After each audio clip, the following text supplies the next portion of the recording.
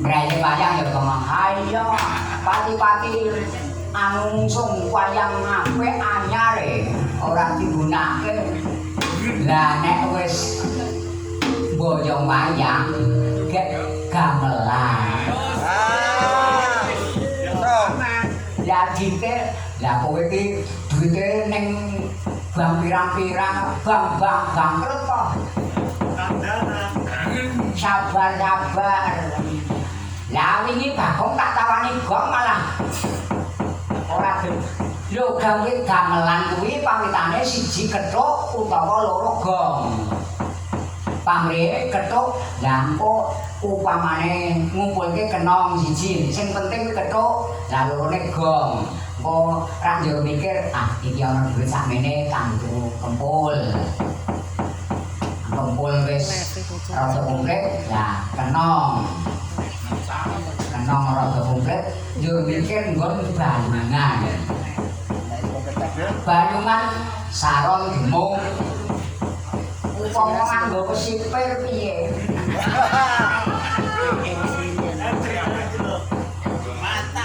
Lah sing gawe Kang Lotre iki lak iso gawe gamelan to.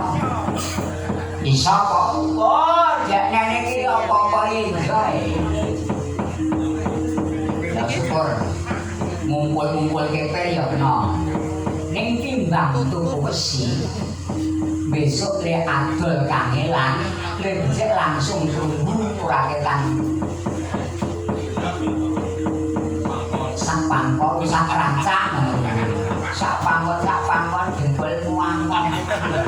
Ora ngrasake kene jambu agek murah ora umum. Ora tanggung gawe. Nek jambu regane rada ngumbul ngono, aja wing gamelan kaya gamelan iki kecil. Pasrah karo gede.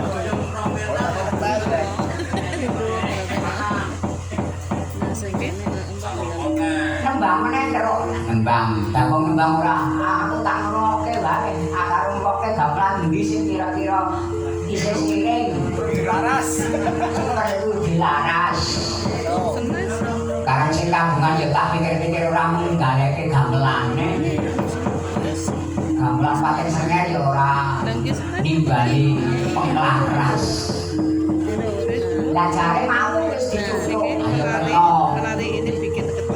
Memang liyane ditutuk. Akan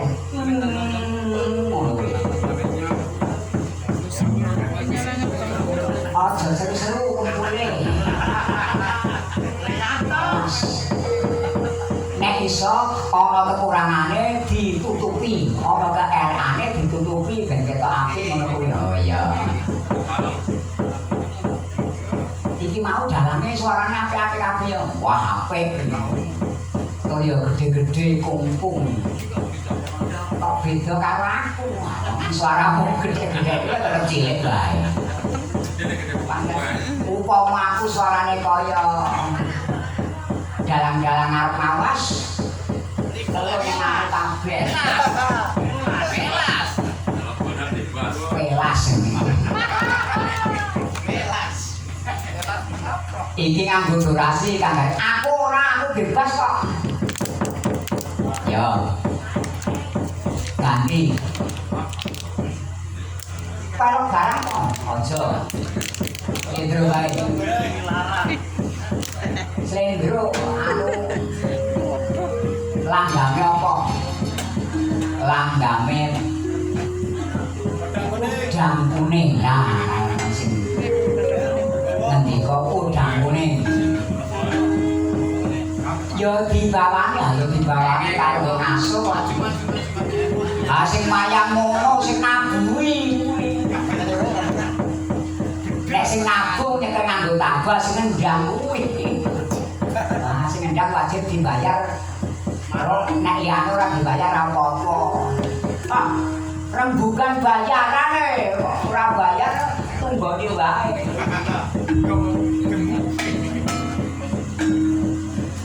Nadyan wujud timong peksi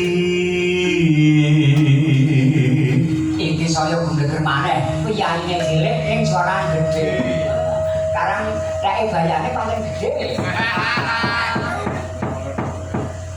Gawe taline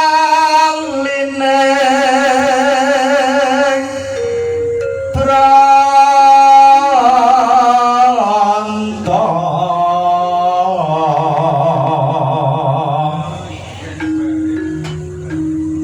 alus manis merati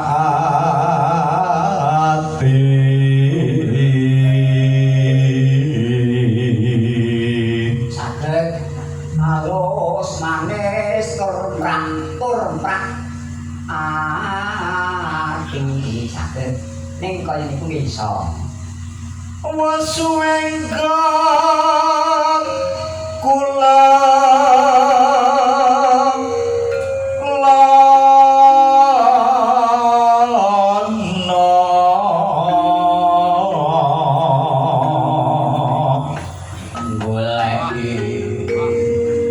si podang jenah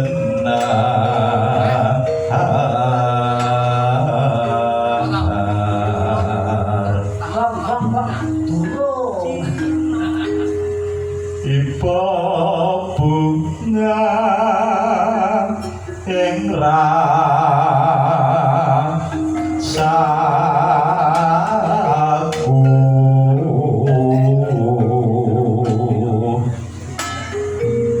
gandeng bisa gawe